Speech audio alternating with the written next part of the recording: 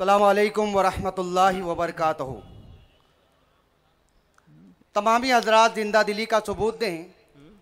आगे का प्रोग्राम आपके सामने पेश करने से कबल जो मेहमानान इकराम आज के खुसूसी हैं, हम चाहते हैं कि उनका इस्तकबाल गुल और शॉल के साथ किया जाए। पूरी जिंदा दिली के साथ आप media, print media, electronic media इनका इस्तकबाल करें। यहाँ से नश्र होने वाला हर पैगाम सच्चाई के साथ लोगों तक पहुँचाए, इसलिए कि आज का ये प्रोग्राम अमन अमान कायम रखने के लिए रखा गया है, भाईचारगी के लिए रखा गया है। तो आइए आज के इस प्रोग्राम के मेहमानान को गुल पेश किया जाए, शॉल पेश किया जाए। शहर के कद्दावर लीडर आली जनाब तारिक फारूकी साहब से गुजारिश करूंगा कि वो नाम के साथ आज की इस क़यादत प्रोग्राम की क़यादत तारिक फारूकी साहब कर रहे हैं। मैं पीर तरीक़त रहबर शरीयत गुले गुलजार अशरफियत सैयद कलीम अशरफ साहब को शॉल और गुल पेश करने के लिए तारिक फारूकी साहब को कहूँगा कि आप हज़रत की बारगाह में शॉल और गुल पेश करें। नारे तकबीर, बुलंद आवाज से जिंदा दिली के साथ नारा लगा, नारे तकबीर, नारे रिसालत, ख्वाजा का हिंदुस्तान, हिंदुस्तान जिंदाबाद, जिंदाबाद, जिंदाबाद, जिंदाबाद, हिंदुस्तान जिंदाबाद। अब मैं श्री आचार्य प्रमोद कृष्ण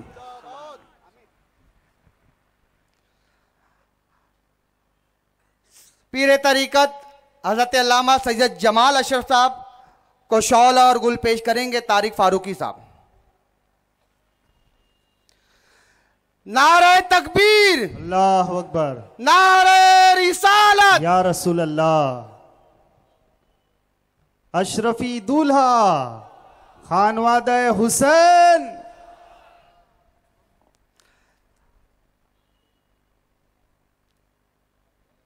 सिमनानी मियाँ हज़रत अल्लामा समनानी मियाँ की गुल पेशी और जिलानी मियाँ के साहबजादे हैं, दारुल उलूम दीवान शाह के ज़िम्मेदार हैं। इनको गुल और शॉल पेश करेंगे तारिक फारूकी साहब। नारे तकबीर, नारे रिसालत, पैगाम मोहब्बत कॉन्फ्रेंस जिंदाबाद, पैगाम मोहब्बत कॉन्फ्रेंस जिंदाबाद। अब मैं आज के इस प्रोग्राम के कन्वीनर आली जनाब इज़्ज़त माब अब्दुल सलाम भाई से अर्ज़ करूँगा कि वो हमारे भुईवाड़ा पुलिस स्टेशन के सीनियर ऑफिसर आली जनाब पवार साहब को गुल पेश करे और शॉल पेश करे। आज के इस प्रोग्राम में पुलिस डिपार्टमेंट ने भी हमारी बड़ी मेहनत, तालियों से इनका स्वागत करें। पुलिस डिपार्टमेंट ने भी बहुत ज़्यादा हमारे यहाँ ताउन किया है। हम शुक्रिया अदा करते हैं भुईवाड़ा पुलिस स्टेशन का।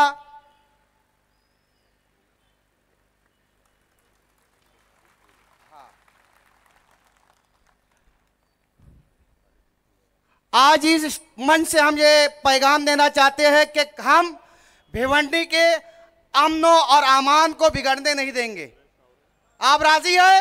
इंशाअल्लाह। हाथ उठाकर तमाम मेहमानान को ये गवाह बनाए कि अगर शहर का माहौल बिगाड़ने की कोशिश किसी ने की तो हम अपने घर से निकल कर उसकी नापाक साजिशों को वहीं नेस्तनाबूद कर देंगे इंशाअल्लाह।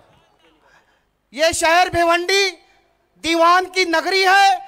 हम यहाँ से पैगाम में मोहब्बत पहुँचा रहे हैं। यहाँ पर किसी भी त्यौहार के मौके पर हम किसी भी दहशतगर्दाना मामले पर को हम बर्दाश्त नहीं करेंगे।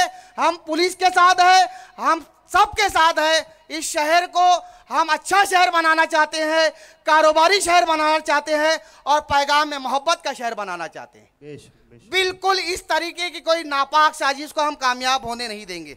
अब मैं बहुत जल्द जो है कुछ हमारे शहर के सियासी मेहमानान इकराम हैं जिनका मैं नाम लूँगा। मौलाना अहमद रज़ा अशरफी जो है, जो इस प्रोग्राम के रूह रवां हैं, मैं उनसे गुजारिश करूंगा कि साबिक एमएलए मोहम्मद अली खान साहब को गुल पेश करें।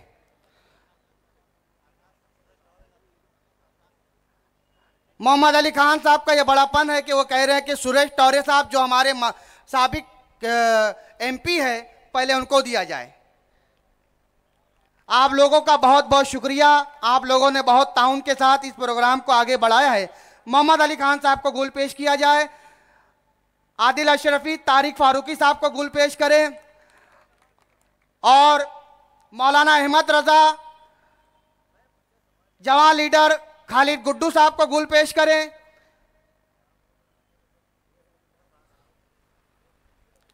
हमारे दरमियान शहर के कद्दावर लीडर जनाब खालिद गुड्डू साहब भी मौजूद है, जिन्हें मौलाना अहमद रजा गुल पेश करेंगे।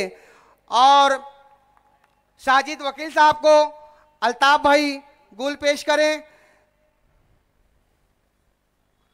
अनिल गायकवाड़ साहब भी हमारे दरमियान मौजूद है।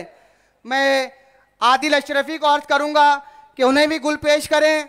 शान रब है, अनीस मोमिन है और शान रब साहब है।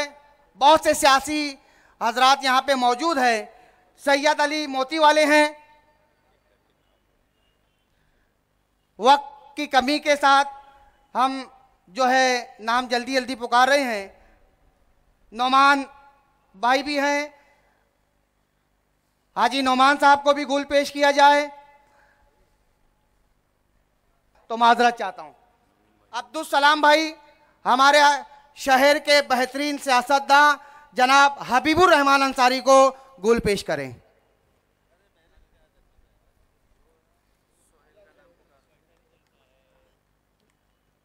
जनाब सोहेल खान साहब भी मौजूद हैं, उन्हें मौलाना अहमद रजा गुल पेश करें।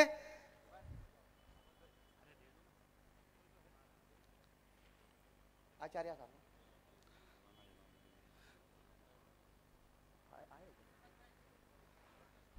मेरे दोस्तों बुजुर्गों,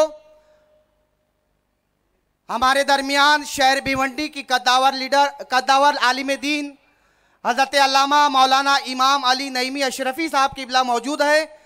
मैं अब्दुल सलाम भाई से अर्ज करूंगा कि आप हज़रत अल्लामा इमाम अली नईमी साहब को गुल पे।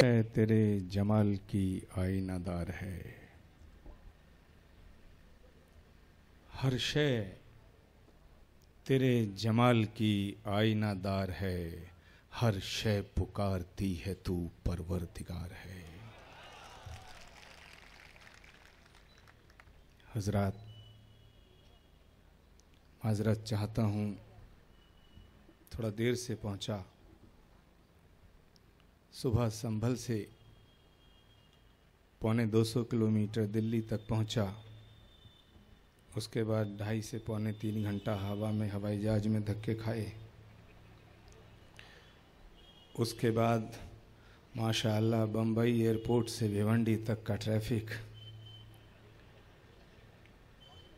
दिल में यूं होता रहा कि पता नहीं आप सबकी ज़ियारत करने का मौका मिल भी पाएगा या नहीं, लेकिन ऊपर वाले का शुक्रिया कि यहाँ हिंदुस्तान की आन बान और शान, मिल्लत की पहचान सैयद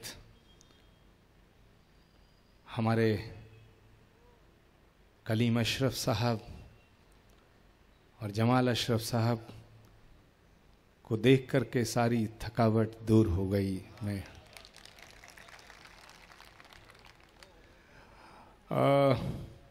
आप बेटा इधर बैठ जाओ, ताली बजा दो इनके लिए, सबके लिए।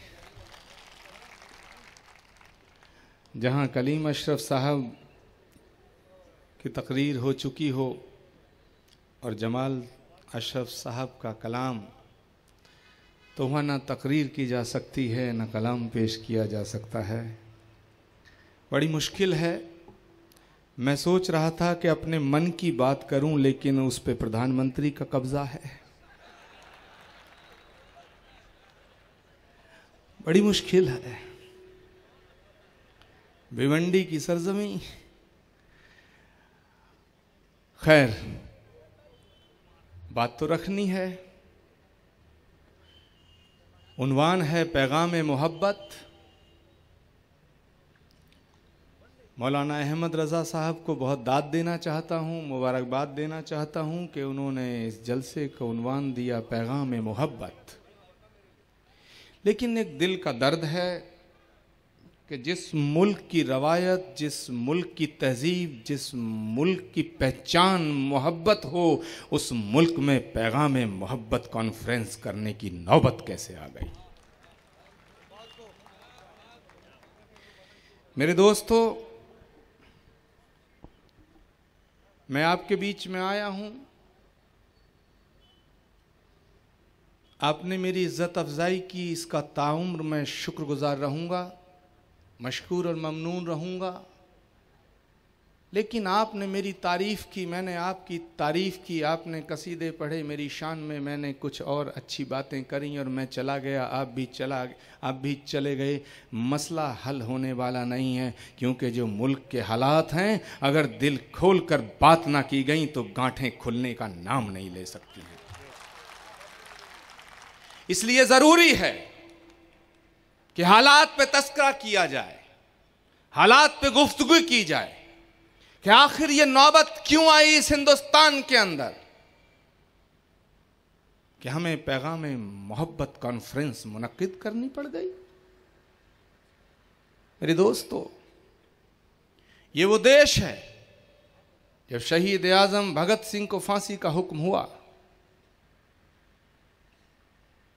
तो उनकी मां उनसे मिलने आई, सुबह फांसी लगने वाली थी। मां की आंखों में आंसू देख के भगत सिंह ने कहा कि तू भगत सिंह की मां है, तेरी आंखों में आंसू अच्छे नहीं लगते। ये वाकया मैं इस मंच से इसलिए रख रहा हूं कि इसका रिलेशन, इसका ताल्लुक हम और आप दोनों से है, इस देश के हर एक बच्चे से है, इस देश के हर एक जवान से है, इस देश के हर एक उस बुजुर्ग से है जो अपने वतन की मिट्टी से मोहब्बत करता है। भगत सिंह कहते हैं कि तू भगत सिंह की मां है, तेरी आंखों में आंसू अच्छे नहीं लगते। भगत सिंह की मां कहती है, बेटा मैं जानती हूं कि मैं एक देशभक्त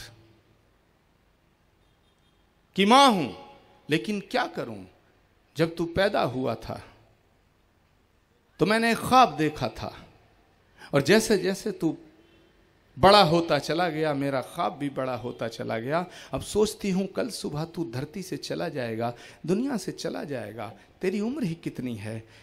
तो वो ख्वाब टूटता हुआ नजर आता है और मेरी आंखें छल छला जाती हैं। मैंने ख्वाब देखा था कि तू बड़ा होगा, जवान होगा, घोड़ी पे चढ़ करके दुल्हन लाएगा, कल चला जाएगा।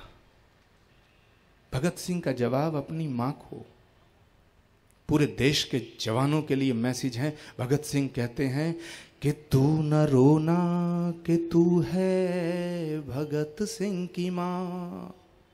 कलीम अशरफ साहब, कि तू न रोना कि तू है भगत सिंह की मां, मर के भी लाल तेरा मरेगा नहीं, घोड़ी चढ़कर तो लाते हैं दुल्हन सभी, हंस के हर कोई फांसी चढ़ेगा नहीं। मेरे दोस्तों, जब भगत सिंह फांसी के फंदे पे झूले तो उन्होंने सपने में भी ये नहीं सोचा होगा कि इस मुल्क पे सिखों का राज होना चाहिए। जब अशफाक उल्लाह खां को फांसी दी गई तो उनसे जेलर ने पूछा कि कुछ आखिरी ख्वाहिश है, तो जानते हो उन्होंने क्या कहा? अशफाक ने कहा, कुछ आरजू नहीं, गर आरजू तो ये है, लाकर जरा सी रख दो खाके वतन कफन में। लेकिन उन्होंने तसव्वुर नहीं किया होगा कि इस मुल्क पे केवल मुसलमानों का राज होना चाहिए। जब सुभाष चंद्र बोस ने बंगाल से आवाज दी कि तुम मुझे खून दो मैं तुम्हें आजादी दूंगा, तो उन्होंने सोचा नहीं था होगा कि इस मुल्क पे केवल बंगालियों का राज होगा। जब चंद्रशेखर आजाद ने अंग्रेजों से लड़ते हुए अपनी कनपटी पे आखिरी गोली दाग करके अपने प्राणों का बलिदान दिया, तो उन्होंने सोचा नहीं होगा कि यह मुल्क केवल ब्राह्मणों का होना चाहिए। क्या हो गया हमको? कोई हिंदू बन गया, कोई मुसलमान बन गया, कोई अगड़ा बन गया, कोई पिछड़ा बन गया। कलीम अशरफ साहब, अगर ये सिलसिला मुसलसल यूं ही चलता रहा तो याद रखना, इस देश में हिंदू नज़र आएगा, मुसलमान नज़र आएगा, सिख और ईसाई नज़र आएगा, अगड़ा और पिछड़ा नज़र आएगा, लेकिन चिराग जला के ढूंढने से हिंदुस्तानी नज़र नहीं आएगा। इसलिए इस सिलसिले को रोकना होगा। लेकिन अफसोस के साथ एक बात मैं कह रहा हूं कि अगर हम शहीद आजम भगत सिंह के बलिदान को नमन करते हैं तो अशफाक की कुर्बानी को नजरअंदाज नहीं किया जा सकता है। अगर मेजर आशाराम त्यागी की शहादत को नमन करते हैं तो वीर अब्दुल हमीद की कुर्बानी को नजरअंदाज नहीं किया जा सकता है। ये गांधी का देश है, ये सुभाष का देश है, ये भगत सिंह का देश है, ये चंद्रशेखर आजाद का देश है, ये वीर अब्दुल हमीद का देश है, ये बिस्मिल का देश है। माफ करना, ये फिरका परस्ती की बातें करने वाले वाहियात नेताओं का देश नहीं है। लेकिन हो क्या रहा है? गोरखपुर से एक सिरफरा माफिया महात्मा कहता है कि यह देश केवल हिंदुओं का है। मैं आज इस मंच से कहना चाहता हूं कि यह देश जितना हिंदुओं का है उतना मुसलमानों का है। गंगा जितनी हिंदुओं की है उतनी मुसलमानों की है। जमुना जितनी हिंदुओं की है उतनी मुसलमानों की है। यह धरती जितना हिंदुओं की है उतनी मुसलमानों की है। क्योंकि हिंदुस्तान का मुसलमान बाई चांस इंडियन नहीं है, बाई चॉइस इंडियन है। उसे मौका था, वो पाकिस्तान जा सकता था लेकिन नहीं गया। लेकिन अफसोस इस बात का है कि देश कैसे कैसे हाथों में चला गया। बड़ी तमाशे वाली बातें हैं, हंसी भी आती है, दुख भी होता है। हजरत 2014 का लोकसभा चुनाव है, अभी बीता है। गांव गांव गली गली ढोल बजा बजा करके कहा जाता था हमारी सरकार बनने दो, हमें दिल्ली की गद्दी पे बैठने दो। मैं बात साफ साफ करने का आदी हो चुका हूं, इसलिए मेरी बात किसी को अगर कड़वी लगे तो माफी चाहता हूं, लेकिन मैं सच और हक की बात कहे बिना रह नहीं सकता हूं। कहा जाता था पूरे देश में, क्योंकि यह बात इसलिए करनी पड़ रही है कि नौबत क्यों आ रही है पैगाम मोहब्बत कॉन्फ्रेंस करने की। क्या जरूरत पड़ गई 1500 किलोमीटर से आकर के मुझे भिवंडी में अपनी बात रखने की? क्या जरूरत है मौलाना हजरत सैयद कलीम अशरफ साहब को यहां आकर के यह बात कहने की? जरूरत है, क्योंकि लोगों ने इस देश की सियासत को गंदा कर दिया है। लोकसभा के चुनावों में कहा जाता था हमारी सरकार बनने दो, इन मुसलमानों को पाकिस्तान भेज देंगे। मैं कहना चाहता हूं 2.5 साल से आपकी सरकार है, हिंदुस्तान का एक भी मुसलमान पाकिस्तान नहीं गया, और जो भेजने की बात करते थे वो खुद ही चले गए। बेशक बेशक, जिंदाबाद जिंदाबाद। और ऐसे नहीं गए, बिना बताए चले गए, बिना बताए छोड़ो बिना बुलाए चले गए। क्या तमाशा हो रहा है? सर्टिफिकेट मांगे जाते हैं देशभक्ति के, सबूत मांगा जा रहा है।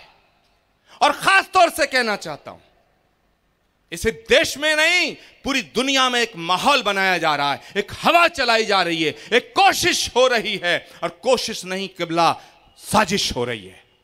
साजिश क्या हो रही है? साजिश ये हो रही है कि दुनिया का मुसलमान आतंकवादी हो गया है, दहशतगर्द हो गया है। मैं बड़े साफ दिल से अदब के साथ कहना चाहता हूं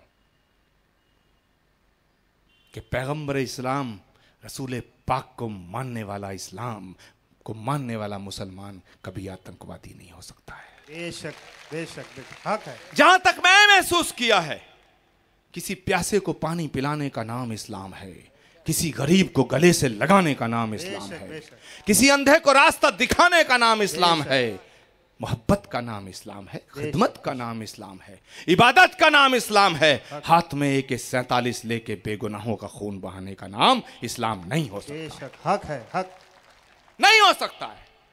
और इस मुल्क की तारीख गवाह है, महात्मा गांधी की हत्या किसी मुसलमान ने नहीं की। मैं बड़ी जिम्मेदारी के साथ बात कर रहा हूं और साफ साफ कह रहा हूं, महात्मा गांधी की हत्या किसी मुसलमान ने नहीं की। इंदिरा गांधी की छाती को छलनी किसी मुसलमान ने नहीं किया। राजीव गांधी के टुकड़े किसी मुसलमान ने नहीं किए। पंजाब में बेअंत सिंह के कार के परखच्चे किसी मुसलमान ने नहीं उड़ाए। आसाम के अंदर हितेश्वर सैकिया के खानदान को किसी मुसलमान ने शहीद नहीं किया। तो फिर अगर उनकी हत्या करने वाले चंद सरफरे लोग दूसरी कम्युनिटी से थे, तो क्या हम पूरी कम्युनिटी को आतंकवादी कह सकते हैं? अगर उन्हें आतंकवादी नहीं कह सकते हैं, तो जो शक्ल और सूरत से, नाम से मुसलमान लगते हैं लेकिन ईमान से नहीं हैं, वो अगर ये हादसा करते हैं, तो पूरी मुसलमान कौम को आतंकवाद से जोड़ना ये कहां तक ठीक है? और मैं कहना चाहता हूं कि जो आतंकवादी है वो मुसलमान नहीं हो सकता है, और जो मुसलमान है वो आतंकवादी नहीं हो सकता। हक है, जिंदाबाद जिंदाबाद, क्या कहने से नहीं हो सकता है। लेकिन एक हवा चलाई जा रही है, हमें होशियार रहना है। सबूत मांगा जा रहा है, देशभक्ति का सबूत, वतन परस्ती का सबूत। मैं कहना चाहता हूं कि जो इस्लाम ये कहता है वतन से मोहब्बत तुम्हारे ईमान की अलामत है, वो वतन के खिलाफ आवाज उठाने की इजाजत कैसे दे सकता है? जो इस्लाम कहता है कि मां के कदमों में जन्नत होती है, वो मादरे वतन की तौहीन की इजाजत कैसे दे सकता है? बेशक बेशक। इसका मतलब है कि एक साजिश हो रही है, और साजिश ये हो रही है कि आपको बदनाम किया जाए। और जो लोग हिंदुस्तान की आजादी की जंग में अंग्रेजों की दलाली कर रहे थे, वो देशभक्ति का सर्टिफिकेट मांग रहे हैं। बेशक बेशक, हक है, हक है। मगर हजरत, मैं आपसे एक दरख्वास्त करना चाहता हूं, विनती करना चाहता हूं, प्रार्थना करना चाहता हूं कि अगर कोई ऐसा वाहियात नेता, सियासत करने वाला इंसान देशभक्ति का सबूत मांगता है, तो उसे सबूत देने की जरूरत नहीं है। इतना काफी है कि हम मुसलमान हैं। बेशक बेशक। मुसलमान होना ही वतन परस्त होने का सबूत है। ये बात बात पे जवाब देना, हर सवाल का जवाब देना मुनासिब नहीं होता है साहब। हमसे सबूत मांगते हैं, चलो अब हम तुमसे सबूत मांगते हैं। और सबूत हम ये मांगते हैं कि 70 साल की आजादी आपने देखी, हमने देखी।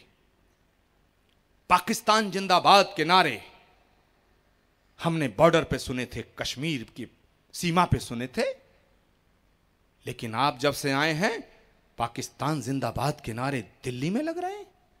हम पूछना चाहते हैं, ये लग क्यों रहे हैं? जिम्मेदारी आपकी है।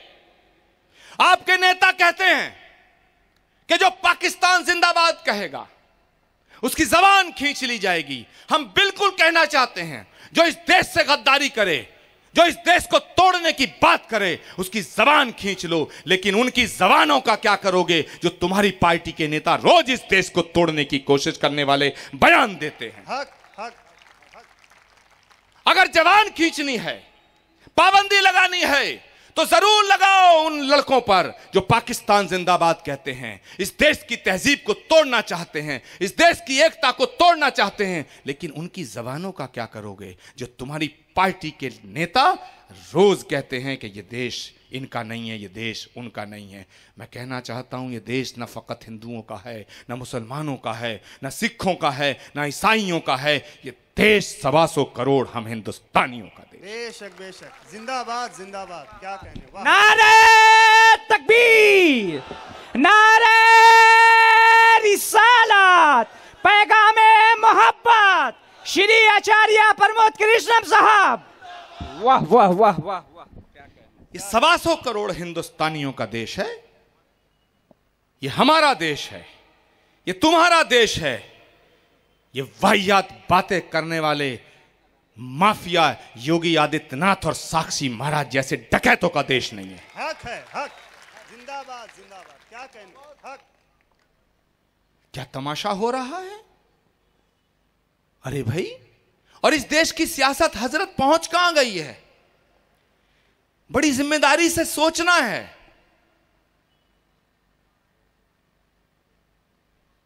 भारत के वजीर आजम ने कहा कि देशभक्ति का सर्टिफिकेट मांगो सबसे। दिल्ली का मुख्यमंत्री ने उनकी डिग्री मांग ली। दिल्ली के मुख्यमंत्री ने उनका सर्टिफिकेट मांग लिया। कभी सुना है देश के वजीर आजम की डिग्री दिखाने के लिए देश के 4-4 वजीर, अरुण जेटली और तमाम, रविशंकर प्रसाद, वो कागज लेके बैठे, मीडिया से कहा कि देखो ये कंप्यूटर की डिग्री है। जब हमारे प्रधानमंत्री जी ने ग्रेजुएशन किया था, वो दिल्ली का मुख्यमंत्री कम थोड़ा ही है, उन्होंने कहा जब इन्होंने ग्रेजुएशन किया था कंप्यूटर था ही नहीं। इसका मतलब है डिग्री फर्जी है। जो सबूत मांग रहे थे उनकी डिग्री फर्जी है, लेकिन पूरी पार्टी खड़ी हो गई। उन्होंने कहा यह दिल्ली का मुख्यमंत्री फर्जी है। अब मीडिया वाले पहुंचे कांग्रेस वालों के पास, वो कैसे चुप हो सकते थे? उन्होंने दिग्विजय सिंह जी से कहा कि साहब बीजेपी ये कहती है, केजरीवाल ये कहते हैं, उन्होंने कहा है प्रधानमंत्री फर्जी है। प्रधानमंत्री के लोगों ने कहा मुख्यमंत्री फर्जी है, आप क्या कहना चाहते हैं? बोले दोनों फर्जी हैं। क्या बात। मीडिया वाले बड़े शायद थोड़ा सा चालाक तो होते ही हैं। वो फट से फिर पहुंच गए भाजपा वालों के पास में। उन्होंने कहा साहब तुमने ये कहा, उन्होंने ये कहा। उसके बाद दिग्विजय सिंह ने ये कहा है, उन्होंने कहा नहीं हम उनकी बात नहीं करते, वो 70 साल में शादी करते हैं। वो फिर दिग्विजय सिंह के पास पहुंचे, बोले साहब उन्होंने ये कहा, इन्होंने ये कहा, फिर उन्होंने तुम पे पर्सनल अटैक किया है। बोले मैं बीजेपी का नेता थोड़े जो बीवी छुपाता हूं। ये आलम है साहब। क्या कहने, हक। हम यहां पहुंच गए। जिम्मेदारी से सोचना है कि आखिर ये हालात कैसे बन गए। ये हालात इसलिए बने कि हमने अपने आप को महदूद कर लिया। किसी ने भिवंडी तक कर लिया, किसी ने बंबई तक कर लिया, किसी ने संभल तक कर लिया, किसी ने जौनपुर तक कर लिया, किसी ने बनारस तक कर लिया। मेरे दोस्तों, जिस तरह घरों से निकल के रात को आज आप देश की एकता के लिए, पूरी दुनिया में मोहब्बत का पैगाम देने के लिए इस कॉन्फ्रेंस में आए हैं, उसी तरह जहां भी जाओ, घर घर जाओ, गली में रहो, मोहल्ले में रहो, गांव में रहो, सड़क पे रहो, पान की दुकान पे, चाय की दुकान पे, जहां भी रहो, हिंदुस्तान जिंदाबाद का नारा और पैगाम मोहब्बत करते रहो। हिंदुस्तान, हिंदुस्तान, हिंदुस्तान। क्योंकि ये जरूरी हो गया है। और कुछ उलमा अकराम कहते हैं, कुछ हमारे साधु महात्मा भी कहते हैं कि सूफियों को सियासत से दूर रहना चाहिए। बात बिल्कुल ठीक है। मुझे भी 2-4 फोन भिवंडी से गए थे कि साहब वहां तो सियासी लोग भी आ रहे हैं। मैं आज बड़े साफ दिल से कहना चाहता हूं कि सियासत से दूर रहना चाहिए, लेकिन तब रहना चाहिए जब सियासत पाक और साफ हो। लेकिन जब सियासत गंदी हो तो हमें उसमें घुस करके सियासत को साफ करना चाहिए। क्या बात है, एकदम सच बात, हक बात।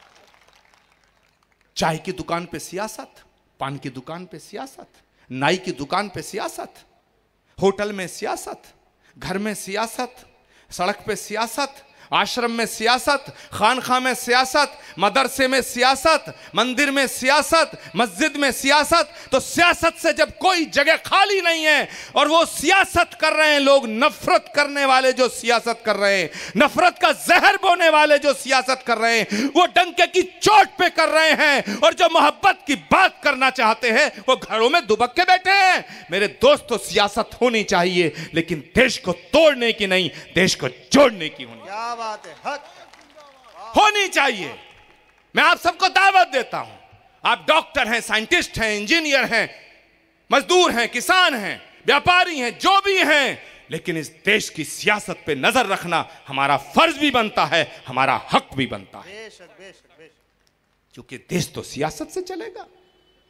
वो जमाना गया जब कभी गांव में नेता आता था तो लोग उसे सुनने के लिए 10-10, 20-20 किलोमीटर से आते थे, अपने आप आते थे। लेकिन आज अगर कोई नेताजी गांव में आते हैं, मोहल्ले में आते हैं, तो आस पड़ोस के लोग कहते हैं यार जल्दी कब जाएगा, कब जाएगा, जाएगा कब, फालतू बोलता है। मैं आप सबका बड़ा एहसानमंद हूं कि आप इस शिद्दत के साथ, मोहब्बत के साथ, इस खुलूस के साथ इस कॉन्फ्रेंस में शामिल हुए हैं।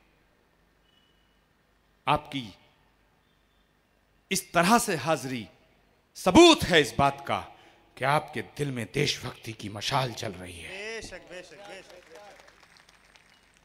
आज यहां से तमाम हुकूमतों को, सूबे की हुकूमत को, मरकज की हुकूमत को एक पैगाम जाना चाहिए और उन फिरका परस्त ताकतों को पैगाम जाना चाहिए, मैसेज जाना चाहिए जो हमें बदनाम करना चाहते हैं। बदनाम उन्हें करना चाहते हैं जो मोहब्बत की बात करते हैं, उन्हें पैगाम जाना चाहिए। और पैगाम क्या जाना चाहिए? हमारा भी वतन है ये आपकी तरफ से पैगाम दिल्ली तक जाए कि हमारा भी वतन है ये,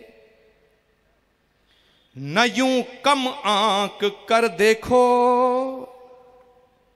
हमारा भी वतन है ये, न यूं कम आंक कर देखो,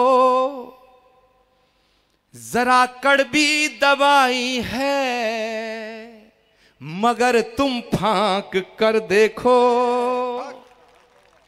जरा कड़वी दवाई है मगर तुम फांक कर देखो, हमें बदनाम करने से भला क्या फायदा होगा, मोहब्बत के खजाने हैं दिलों में झांक कर देखो।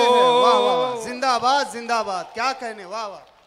मोहब्बत के खजाने हैं दिलों में झांक कर देखो। मैं कहना चाहता हूं मेरे दोस्तों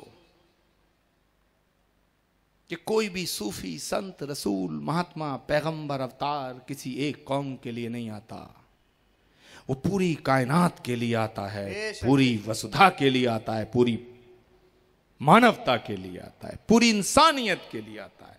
और अगर ऐसा नहीं होता तो मर्यादा पुरुषोत्तम को मर्यादा पुरुषोत्तम ना कहा जाता, मर्यादा हिंदू कहा जाता। और पैगंबर इस्लाम को रहमतुल मुसलमीन कहा जाता, रहमतुल आलमीन ना कहा जाता। बेशक बेशक बेशक। हजरत अली अलैहिस्सलाम को मौलाए मुसलमीन कहा जाता, मौलाए कायनात ना कहा जाता। ये बात मेरे दोस्तों, गीता कहती है वसुधैव कुटुंबकम, पूरी पृथ्वी की मानवता हमारा परिवार है। और इस्लाम कहता है अल खल्क अयालुल्लाह, तमाम मखलूक अल्लाह का कुनबा है। बेशक, क्या बात। तो फर्क कहां है? फर्क कहीं नहीं है। कोई भी मजहब, कोई भी धर्म, कोई भी धर्मगुरु, कोई भी किताब हमें लड़ाता नहीं, लड़ाती नहीं। हमें लड़ाते हैं ये सियासत करने वाले लोग, ये सियासत लड़ाती है। कोई धर्म नहीं लड़ाता, लेकिन अफसोस सारे फसाद धर्म के नाम पे किए जाते हैं। तो यहां से एक मैसेज देना है, और वो मैसेज पूरी दुनिया में जाना चाहिए कि तुम और हम अलग नहीं हैं, जुदा नहीं है। हमारी धरती साझा है, हमारा आसमान साझा है, हमारा पानी साझा है, हमारा खून साझा है, हमारे बुजुर्ग साझा हैं, हमारी रवायतें साझा हैं, हमारी गंगा जमनी तहजीब साझा है। ये मैसेज जाना चाहिए। पैगाम मोहब्बत कॉन्फ्रेंस जो मौलाना हमारे अहमद रजा साहब ने मुनक्किद की है, उसके मंच पे आचार्य प्रमोद कृष्णम इस शिद्दत से आपके सामने हाजिर हुए हैं। ये अपने आप में एक सबूत है कि हिंदुस्तान को कोई तोड़ना चाहे तो तोड़ नहीं सकता है जब तक हम और आप एक जगह खड़े हैं।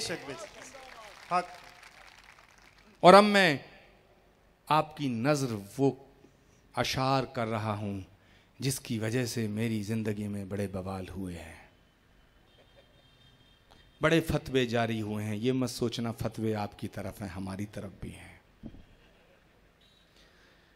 मेरी आवाज जहां तक जाए, क्योंकि आप उनको मानने वाले हैं जिनकी इज्जत करने को पेड़ झुक जाया करते थे। आप उनके मानने वाले हैं, उनके चाहने वाले हैं जो अपने ऊपर गंदगी फेंकने वालों का हालचाल पूछने उनके घर चले जाया करते थे। आप उनके मानने वाले हैं। तो मैं उनकी शान में जो मैंने कुछ लिखा है वो आपकी खिदमत में पेश करके मैं अपनी गुफ्तगू ख़त्म करूंगा। लेकिन मेरी आवाज़ जहां तक जाए, मुझे अपनी दुआओं से ज़रूर नवाजना जोश के साथ कि मोहब्बत के बिना अपना गुजारा हो नहीं सकता। वाह वाह, क्या बात। जमाल अशरफ साहब कि मोहब्बत के बिना अपना गुजारा हो नहीं सकता। और जमाल अशरफ साहब, कलीम अशरफ साहब अगर ये बात कहें तो बड़ी बात नहीं है जो मैं अब कहने जा रहा हूं। आचार्य प्रमोद कृष्णम ये बात कह रहे हैं, इसलिए बड़ी बात याद रखना कि मोहब्बत के बिना अपना गुजारा हो नहीं सकता। नबी के बिन नजारों का नजारा हो नहीं सकता। जिंदाबाद जिंदाबाद, वाह वाह।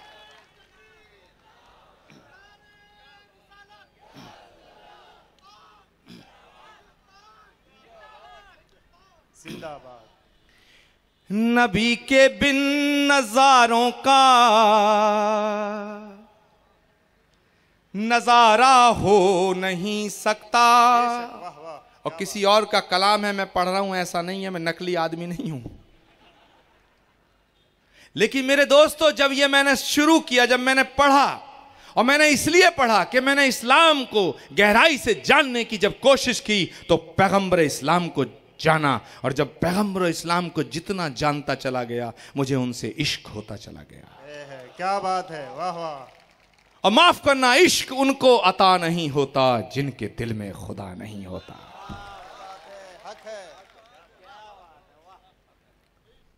अता नहीं होता जिनके दिल में खुदा नहीं होता। कि मोहब्बत के बिना अपना गुजारा हो नहीं सकता। और हाथ खड़े कर लीजिएगा। नबी के बिन नजारों का नजारा हो नहीं सकता। मुझे अपना कहो चाहे मुझे तुम गैर कह देना, इससे कोई फर्क नहीं पड़ता। मुझे अपना कहो चाहे मुझे तुम गैर कह देना, नहीं है जो मोहम्मद का हमारा हो नहीं सकता। बात है, हक है, जिंदाबाद जिंदाबाद। क्या कहने, वाह वाह। तकबीर, नारे रिसालत, पैगामे मोहब्बत, श्री आचार्य प्रमोद कृष्णम साहब, नारे तकबीर। मुझे अपना कहो चाहे मुझे तुम गैर कह देना, नहीं है जो मोहम्मद का हमारा हो नहीं सकता। मेरे दोस्तों, किसी भी मजहब के पेशवा की तौहीन करने की इजाजत ना हिंदू धर्म देता है ना इस्लाम देता है। 1,24,000 के करीब नबी धरती पे भेजे हैं उसने। 2, 4, 10, 5 को आप जानते हो। किसी भी मजहब के पेशवा की तौहीन मत करो, ना जाने आपका नबी हो। इसलिए माफ़ करना, भगवान श्री राम जितना हमारे हैं उतना तुम्हारे हैं, और पैगंबर इस्लाम जितना तुम्हारे हैं उतना हमारे हैं।